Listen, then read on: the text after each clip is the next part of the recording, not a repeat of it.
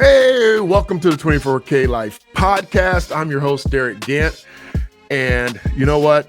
I tell you this every podcast, but I'm bringing you some of the most talented, unique, and exclusive people that we can find to help you elevate your life, to elevate your mission and your purpose.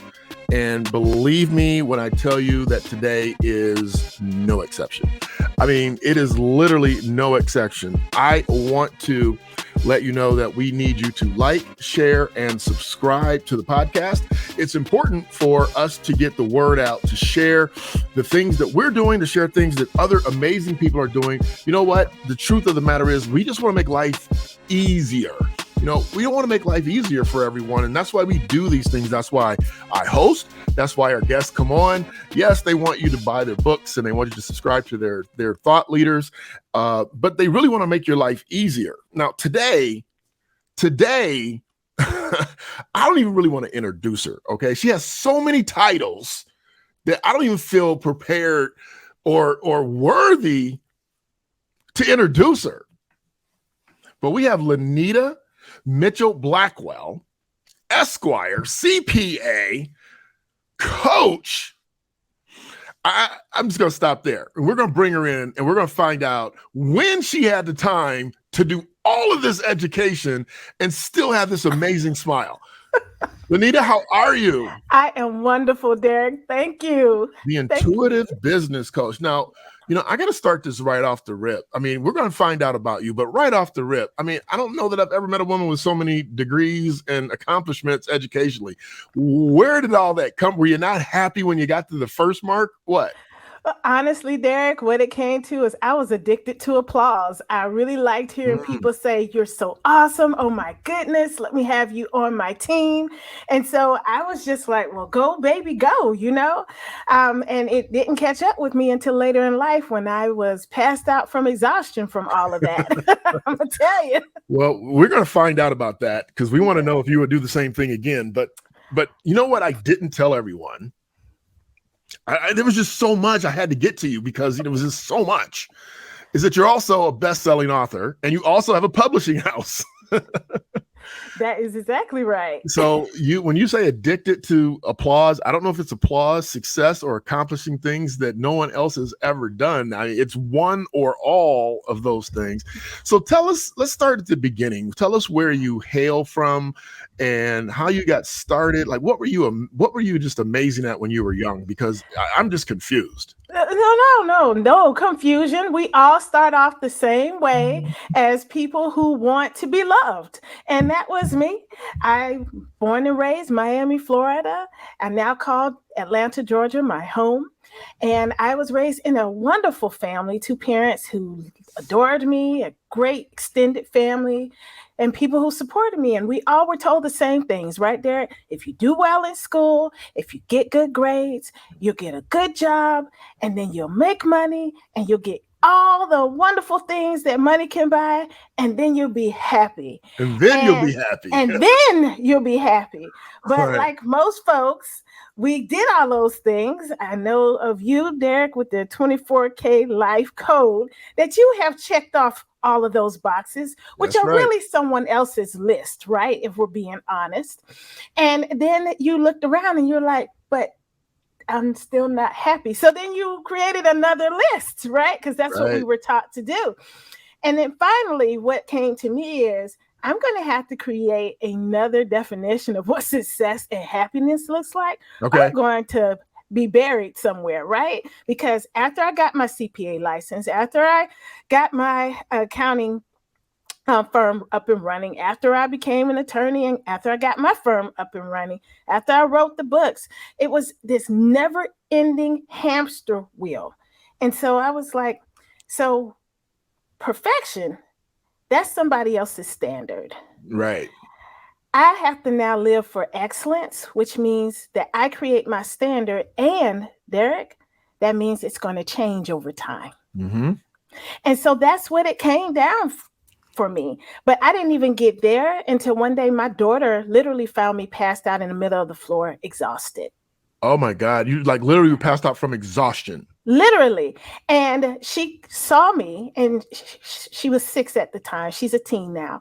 But she put her Disney princess's blanket on me, kissed me on my forehead, and said, "Good night, mommy." Ooh.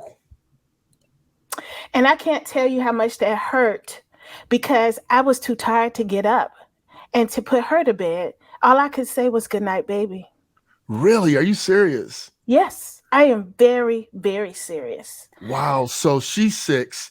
You're laying on the floor. Mhm. She covers you up, kisses you. So you're at this point, you pass out, but you're awake because you know she covered you up. Yeah. She's kissed you and told you good night, mommy. Yeah. And you were just like, yeah, that's it. Yeah. And that's when I was just like, done. Wow. I got to do something else. Yeah. Wow. So I just out of curiosity, I'm a curious guy. What came first? The CPA, the law degree, what came first? So the CPA license, I attended FAMU, Florida A&M University, the School of Business and Industry, and I majored in business. We have one of the top business schools in the nation, and most of my peers majoring in accounting were going after the CPA license. And so that's what I did. And even though I didn't even like it, but that's what everybody else was doing. And so I did it too. Okay. And after practicing a few years, I was just like, yeah, let me get back on my track, which originally was law school. Now, do I regret it? No. Okay, but wait a second. Yeah. So you get your CPA, you're practicing for a few years. Yeah. Now, somewhere in the midst, I listened very well. You said I started my own firm. I did. So you're practicing, you start your own firm, and then you say, I'm going to go get a law degree. Yeah. And I still have my accounting firm. I assumed as much. Yeah. Okay, so you still have the firm, and you go get your JD. I did. And now you're an Esquire. Yeah. Okay, you finished that. And did you start a law firm, or did you join a law firm? No, I started my firm 16 years. Okay, I'm tired. Right. It's okay. So you're feeling where I was 10 years ago. So you understand. Yes. Yeah. You know, what's so funny about your story, or not funny, but interesting, is that I stressed myself out. And I was telling somebody the other day that you know, our issues show up differently. Yours, you passed out from exhaustion. I ended up having a blood clot in my lungs. You know, you go to the doctor and they say, hey, do you smoke? You know, do you drink? No. Do you take long flights? No. Well, we can't find out why you're having this. And it was stress. And my son, and I think he was older than 6, he might have been 8, found me laying on the floor, curled up in fetal position, because I felt like I had a knife stabbing in my back every time I took a breath. And he managed to call my sister to come get me and take me to the doctor's office. So that's a very similar, interesting stories there. So I'm really interested to hear the rest of it. So your daughter is 6. She finds you on the floor. Yeah. What happened? You said you got to make a change. What happened after that, and how quickly did it happen? So, you know, we get to a place where we know a change has to be made, but we're not sure what to do. We have a programming. We have been told these things will work, and even though they're not necessarily working anymore, we don't know anything else. And so I went back to what I was doing, which was achieving. I published my book. I started my publishing house. I've never did let go of the accounting or the law, right? Okay. And I am acting as agent to other people. We produce non-bestsellers. I've got my folks speaking on stages. I mean, started a media company. We had 5 magazines going. We're covering red carpet events, including Soul Train Music Awards. I mean, it was a massive operation, right? Okay. And then I started bleeding. Oh, so you weren't ready to be, I'm going to change after I'm passed out with my 6-year-old found me, and I could have been knocked out. But okay, go ahead. I'm just now we're being truth tellers on your show, right? 100%. 100%. We're being truth tellers. And so I started bleeding profusely. And the doctors, they could not figure out what was going on. And so this was at least a year or two of doctor's visits and all the rest of it. And I tell people all the time, the healthcare fight is so real. My husband worked for a company that had platinum health insurance, Okay. platinum. And my copays were still at least $500 a month. Wow. Okay. So I was very clear that something needed to be done. And then finally, I found a specialist who got to the root of it, which was endometriosis, stage 4. By the time they found it, they opened me up, and it was so bad it had reached my lungs. Oh my gosh. Yes, yes. And so after a series of brutal surgeries and recovery that lasted over a year, I was finally ready to make a change.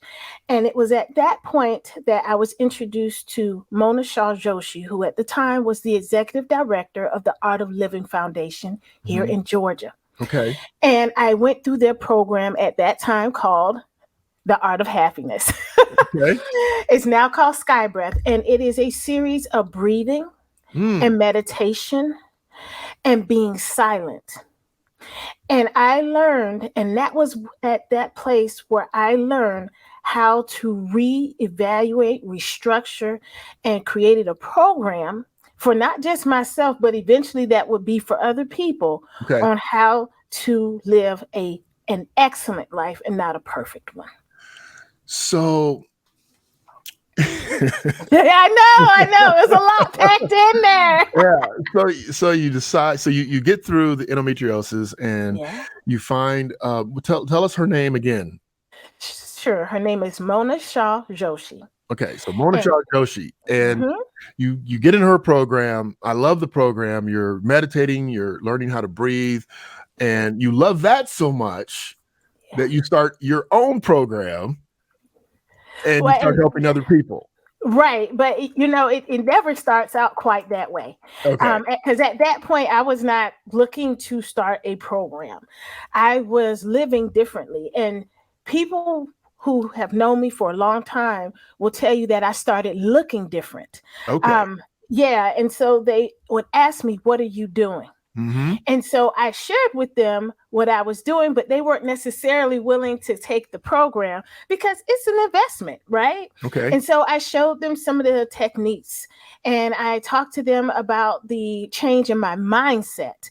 And so that's when people started coming to me and saying, well, this is something that I would like to do, particularly once they saw that it wasn't that I was telling them that you have to quit. I'm not telling you got to give away all your worldly possessions, right? I'm not telling you that because I like nice things too. And I'm not telling you're not supposed to enjoy what you worked hard for. What I'm telling you is that can no longer be the end all be all. Right. That's so tell us about the mindset change. You mentioned that they saw a change in you. They saw you look differently, obviously because you were feeling better, you were feeling more control. But what was the mindset shift? I mean, you're obviously I would label you a type A. If you don't label yourself a type A, I think that you're missing the dictionary version, at least prior to this program. Yeah. And so tell us about the mindset shift and how that happened for you. Absolutely. So it was a process. It was a journey, right? So it started first with the breathing and then the meditation. And when I went to India and Bangalore, where the Art of Living was founded by Sri Sri Ravi Shankar, I heard him say that meditation and prayer, they go together. Absolutely. He said that meditation is listening to God, whereas prayer is talking to God, and you have to do both. And I remembered something that my grandmother used to say, which is, you have 2 ears and 1 mouth. And that means you should do twice as much listening as you do talking. And so I changed my prayer life because I'm a fifth generation PK, right? Okay. And so I've always had prayer. Oh my God, wait a minute. Time out. Yeah. Hey, I forgot to tell you, she's a minister too. Yeah. I forgot to tell you the bio. I told you it was too much that I couldn't get it all in. I needed her to introduce herself, but she's a PK. For those of you that don't know, is a preacher's kid. Yeah, And that's so right. she is also an ordained minister. So go ahead and finish. Yes, and and my husband and I have a church. So, and all of this was going on at the same time as Okay. well. So, um, and so that really resonated with me that I should do twice as much listening than I do verbalizing my wants, my needs, my desires. And once that changed for me, that's when I was able to do life differently. So that was the first thing. Okay, so let me before you get to the second thing, because this is interesting to me because I've run into this issue in my own community. I am I was 40 years in the Pentecostal universe, and so I attract religious individuals a lot of times when I'm not swearing. And so I love it. So, but one of the issues that I've run into, and I do my best to try to help, people come into a knowledge base, is that the religious, and I use religion, not spirituality, the religious individuals, when I started to introduce meditation, they thought it was some mystical, not voodoo, but some crazy, and I said to them, I said, well, let me ask you a question. When you pray, do you ever sit in silence to listen for the answer after all that asking you were doing? Yes. And they were like, well, no. Okay, well, that's called meditation. Yes. Just sit in silence and listen for the answer. Yes. And that was the easiest way I could get them to understand meditation. But I lay that out there because I'm sure you have a much better, explanation or investment to clarity that I do for those particular individuals that might be listening. That was actually the best definition and absolutely clear, Derick. We are on the same page. Absolutely. It's sitting and just listening. It's being in silence. Mm-hmm. And it's one of the things that I talk about in my book, Live Life on Fire, that you have to get to a place where you are willing to be silent. And that's hard for us, particularly here in the West, because we are constantly told that we have to have an answer. Mm-hmm. That saying, I'm not sure, that is like a swear statement, right? Right. I mean, that if we cannot be the end all be all authority, then we are irrelevant. And that is not true, particularly for those who know that there is something outside of them that is greater than them, the God of your understanding. You know that the answer is flowing through you, and then it's going to manifest. Absolutely. But there is something within us that acts like we're afraid for other people to know that we know that too. Right. And that's because you're at least and I don't know about the world, but I would say in our culture, you're taught, just temper that down a little bit. You're okay. Temper that down. It's okay. You don't have to walk around with your chest poked out. We know you scored 3 touchdowns last week. We know you won the spelling bee contest. You don't know every word in the universe. So, you're and it's funny because our parents also said you could be anything that you want to be. And you can do anything that you put your mind to, but on the other hand, they're like, but you need to squash that greatness down a little bit. Right. And you grow up kind of confused, right? Exactly. And that confusion, I find, is like a blockage in the bottle as you're trying to come through all of this. It's one of the reasons, and we were laughing about it, that even after my child found me passed out in the middle of the floor, it still took another couple of years before I came to the place where, I have to change. But first I have to change here. I have to change in my mind. Right.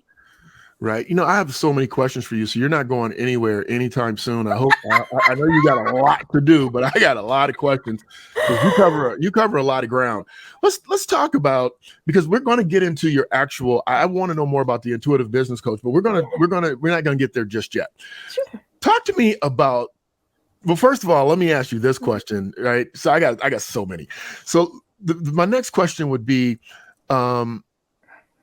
When did you ascertain that your illnesses, the exhaustion, the endometriosis, was because of your go? or no?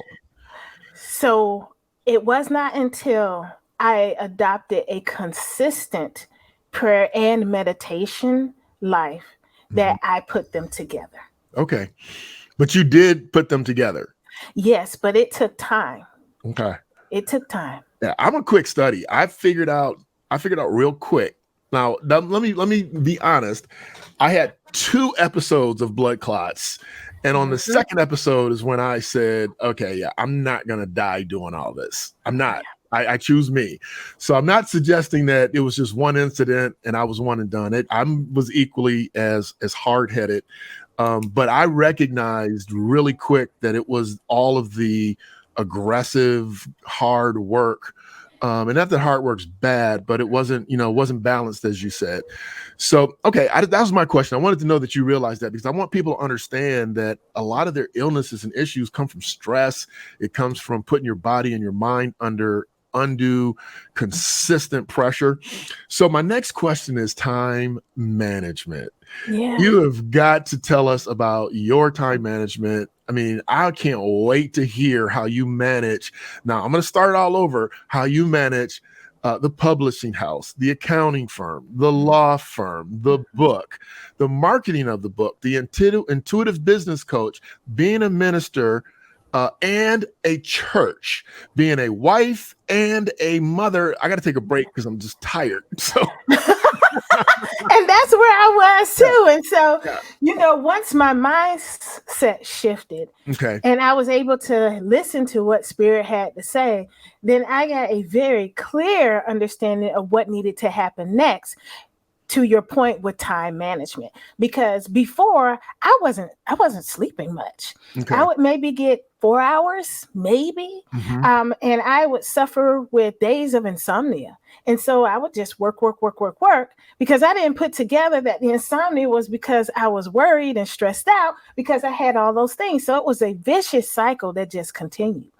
And so I started working with a performance coach who had a spirit background, Reverend Rowena Silvera Beck. And she made me do a life map. And it's where you write down every role, responsibility you have and breaking those down. So, you mentioned I'm a mom. Well, being a mother, that's not just one role. You are also leading your household. You're making sure everybody is taken care of. You're making sure everybody has nutritious meals. So you're going to the grocery store. You're making sure dry cleaning is done and laundry and all these other things. And so that's 12 roles just under mom. And I had pages. And she was just like, you got to get this down to 2. I was like, Like what? that's impossible. Like And what? she was like, you got to get this down to 2. And even under those roles where, I can't outsource being mommy, right? Right. Right. But there are things under mommy that I can. And Absolutely. so, right. And so that's what I did. I got a housekeeper. Hmm. And she wasn't coming every week, but having somebody come in twice a month, that was huge, right? Little things like that to help to take things off my plate. Okay. And then regarding the businesses, so the media company, we published our last issue. We covered our last red carpet. We had our last awards program. So we went out with a bang. And I did a live and I told everyone the real deal. I said, this has been amazing and I'm grateful and thankful for everything and everyone who supported. And we're done. We're done. We're done. And it was nice to leave, as my granddaddy used to say, while the crowd was cheering. We didn't Absolutely. leave, once we were tanking and publishing trash. Okay. We didn't do that. And then regarding my publishing company, I still publish myself. And then for other people, I was given a divine inspiration that instead of publishing their books, I Mhm. was going to coach other people to start their own publishing houses. Okay. And so that's what I do now. I help people to go from publishing their book to starting their publishing house, publishing other people, getting on stages, getting their messages tight, and sending them off into the world. That's And that has been wildly successful, okay. less stress, and it is so satisfying. Well, It's that is awesome. awesome. Now, Yeah. what percentage of your business time does that account for? So I would I'm say not asking for exact. no, no, Of no, no, course, no, it's no, just no, no, no, and that's fair. So my law firm, I would say, takes between 70 and 75%. okay. And then with my accounting firm, I'm down to one client, and they're just a summer, Okay. which but they're a big client, Right. but it's just summer. Okay. And then for my coaching, that takes about, I would say, maybe 10 to 15%. And then the rest is church. And well, and so even with that, so my husband is senior pastor Okay. and I am first lady. Oh, okay. See, And so this is I was great. not even gonna call you first lady because I didn't want to get prayed for. I didn't want no laying of hands on me for not representing your status. No, no, But no. But you that so good for you though. so that's how we did it. Okay.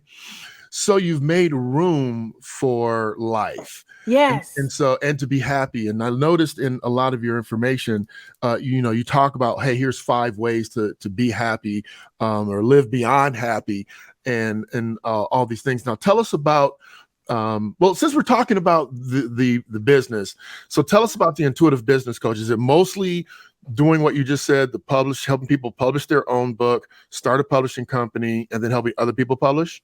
That's exactly right. Okay. That I from time to time I do have small business owners who come to me for help with scaling. Mhm. But for the most part, we work together maybe 3 to 6 months and they're ready to roll. Go, Okay. baby, go. Okay. So tell me about that. Like I wrote a book, as you know, the 24K life code, and I'm like, I was done. If I called you and you said, okay, I'm gonna show you how to publish it, and then start a publishing company and then publish other people's, I would have left. I'm like, I can't work with you. I'm done. Now that was just me. That was just Yeah. me. So I'm asking, my question really um, I don't want to say is it simple, because nothing is simple, but why would people want to do that? So the first thing is legacy. Okay. We spend our time on things, at least at this stage in life, that we really would like our children, our family to be a part of, and that we can leave something for them to take and run with Okay. or to sell. And then the next is, and this is right on the same level, is fulfilling life mission and purpose. Okay. Um, So you're saying that the reason why you encourage them to do that is because they can start a business, and this is a mhm, great business for them to start. So being that I, like you, I have a fitness studio and I have an investment company, I have an insurance company, and I do the performance coaching, and obviously podcasting, and I'm a dad and, a partner and all the things, community supporter, that if they don't have something going on, this is a great way for them to start a legacy that they can grow and promote. But I was happy with the legacy of the book. Like, yo, here you go. But think of it there, if there's no one to push it, Yeah. then the royalties stop. Yeah. Well, I actually, but my question really is from a knowledge perspective, Yeah. understanding that most books that are authors that publish books, most of them don't sell, at least according to Google, don't sell more than 250 copies in their lifetime. Mhm. So, I'm thinking about this now. I've been blessed to be able to sell, I don't know, I think I'm over 5,000 copies, but that's abnormal. And so I'm thinking from this, what you're saying, I'm like, well, most publishers or most authors don't get that many copies out, and it seems like a lot of work for such a small result. And I mean, I know we all have a gift inside of us, and I know we all have a message. Some of them should be some of them should be published, some of them shouldn't. But You are tripping me out. I just tell the truth. I you know? know. I just tell the truth. Let me Oh my God. let me tell you about my book experience. So when I never written anything serious, I wrote a couple ebooks, but they weren't really serious, and I need to go back and take them off the shelf, to be honest. But in any event, when I decided to really, and I've been messing with this for years, to finish the book and all those type of things, I found this publisher. I found this editor, this professional editor, and lucky for me, she had edited a lot of Dave Ramsey's books, who was a Christian author. And so in finance, and so finance being boring. So I sent her my stuff and like 4 or 5 chapters. And I told her, I said, listen, if this needs to be written in crayon and shared with kids, I need you to tell me that. I'm big. I got shoulders. I can take the criticism. If I shouldn't be publishing this for real, just tell me and I'll keep it in my little small universe and I'll just keep it moving, because I'm serious. Some people, they shouldn't. So I was luckily she came back and said, yeah, this is great stuff and you got something going here, so keep going. And she showed me where I was missing the mark, and she helped me get the marks on correctly. But I assume that those are the things that you do as well. You hook them up with editors and the publishing pieces and covers and all those things, right?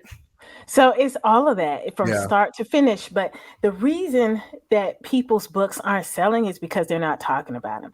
And I tell people, as soon as we meet the first time, if you are not willing to talk about your book, if you're afraid to speak in public, I'm not the person for you, because your book's not going to do a thing. Right. And then they always bring up somebody like Stephen King or J.K. Rowling. And I'm like, okay, so do you feel that what you got going is Stephen King or J.K. But this is the one that gets me, because they make my argument for me. But they'll say, but Bishop Jakes and Joel Osteen. I'm like, right. And what do they do every Sunday morning? Every in front of how many people? Exactly. There you go. Awesome. Okay, so here's my next question for you. And I know you might feel like, well, this dude's got a lot of questions, but I do, because you're so unique and amazing. It's good. I'm enjoying it, Derek. Right. Let's do it. So we talked about time management. Yeah. And you answered that exquisitely. You started to delegate, you started to eliminate, and you started to prioritize. Perfect answer. So tell me about these multiple expertises. If you had to do it all over again, would you have one specialty, one or two specialties? Would you have the 5 that you have? I mean, what would you do differently? And this is more so for the younger people that are looking to launch, not necessarily the older individuals that already are out there. What would you recommend to your daughter? What would you recommend to your daughter as she moves forward from her teens to her adult life? So those are 2 different questions, and I'm going to answer simply, and then I'll delve into. Okay. So what would I have done differently? Not a thing. Okay. What do I recommend to my daughter? Watch me and do the things that look like fun. Don't do the things that don't. Okay. So the reason I would not have done anything differently is that there are people who hear me now and who hear my story and who are inspired to make a change right here, right now, that will forever and a day prevent them from ending up in the hospital, from being gutted like a fish, from being laid up and stressed out. So you're saying your story had to happen for you to become who you are today, to help the people not have to live the burden that you lived. Exactly. Didn't see that answer coming. Didn't see it coming, but what an amazing answer that is. Yeah. So that's just super deep. So now when you look at a project, do you have a scale that you weigh? Because I know you still get questions. I know you still get people go, I got a CPA job, or I need an accountant, and I know you're amazing and you're doing this client, and they said they used to work with you. Well, did you just please come back? Do you have a scale of measuring of what you're willing to do as you move forward, compared to what you used the scale in the past? So the scale is no. The scale is strong network and referrals. Okay. Got you. I love it. Yeah. There are listservs that I am a member of and member organizations that I'm members of, just so I can refer people. Okay. So I don't get caught back in that. So you spend your time 70% with the law, and then you're intuitive business coach. So tell us about your book. Tell us what's in your book about, and who's it for? Absolutely. So the book is Live Life on Fire, the ultimate guide to the successful life full of peace, joy, and fulfillment. And this book is for all those ultra achievers out there who know that there is something beyond happy, but they can't really wrap their arms around it because there is this void, this gaping valley, right, between our success and our happiness. And what I'm saying is for you to catapult and be there and stay in that good place, it's joy. And so I lay out exactly how I made it to joy using business examples because I'm a business person, as well as some from family and my community leadership as well, to illustrate each of the sections. The first being silence, which we've already talked about, right? Meditation, right? But also breathing, because I don't know if any of us just pause to take deep breaths. Do you ever go outside and, I'm from Miami, so always close to the beach. I like the sand between my toes. Do you ever just go outside with your shoes off, socks off, standing on the earth and just take deep breaths? Just connect. To connect, recenter, and express gratitude, deep and abiding gratitude for this moment right here, right now, for what you have. And even for those of us, and I'm an us, who are always striving for the next thing, to be grateful for this thing right here, right now. Absolutely. And then to be in flow, to use your instincts, your skills, your gifts, your talents, but also your connection to the divine to provide excellent client service. Amen and amen. As I listen to you, and I already brought this up, I just wonder how maybe your community and your connections and your church folks are more open-minded or more advanced. But the way you talk, most of the people that I deal with would be like, oh my, what is she talking about? She needs Jesus. I mean, right? Because when we grew up, Jesus was the answer to everything. Oh, yes. Right? Oh, yes. And I'm not saying he's not. I'm just simply saying that he's not going to come here and breathe for you. He's not going to take your shoes off and have you go outside. And he's not going to make sure you appreciate the moment. And so my real question in volleyballing that up is that do you run into resistance from the church side with this type of information in your book and your mindset? So I do not. And I believe that the reason is because most people who know me, have listened to me, they know that I follow the path that Jesus followed, that I do love the Lord, period, point blank. And that what I am espousing is that this is the path that Jesus walked. He had a serious and consistent prayer life. And that's what I'm asking you to do. That in everything that he did, he always gave glory to the Father. Right. That's what I'm asking you to do. That when you go out into the world, that you understand that you're not two different people. And that's where this disconnect comes from. The madness comes from. You think that at home, you're sweet, cuddly, kind, loving dad, mom, right? And that you go out into the world and you put on this suit of armor and this mask, and then nobody sees who you really are. Right. And it's not true. And that is actually where this insanity is coming from that we're seeing in the world. The dementia, the Alzheimer's. It's living these double lives. I'm asking you to integrate. I'm asking you to go forth with whatever your gifts are, whether it's intuitiveness, prophecy, because some of you do have the gift of the prophetic. You just state stuff and then it comes. Right. And you hide that. You shouldn't. You should be monetizing that. I'm not talking about going around and taking people's money without doing service. I'm talking about if you are sitting with your client and you see something that the pages do not evidence, that you still can speak in authority and they know that it is true and they are going to follow you. And when it happens, you're their person. Absolutely. You know what I'm saying? This is what I'm asking. And for people who actually listen to what I have to say and they're reading this book, yes, I am asking you to stretch, but that's part of this life. It's growth. When you stop growing, it's time to roll over and go on. Well, I'm with you. I think, when you stretch and you grow, mastering yourself, yes, then you can't hurt yourself. When you're trying to do 80 different things, now you're stretching and growing maybe too far. But when you're stretching and growing internally to become a better person, which is the whole code, 24K life is not about being rich. It's about eliminating, the gold process to get pure gold, you have to heat it up. It has to transform to eliminate the lead and the nickel and all the impurities. And so when we do that, when we go in and make ourselves the best by overcoming our limiting beliefs, by overcoming our obstacles and ignorance and all the other things, then we become our best version. Yeah. And then we have something amazing to offer the world. Yes, that's exactly right. All right. With that, we'll be right back. All right. I don't know if you were paying attention. That woman ain't no joke.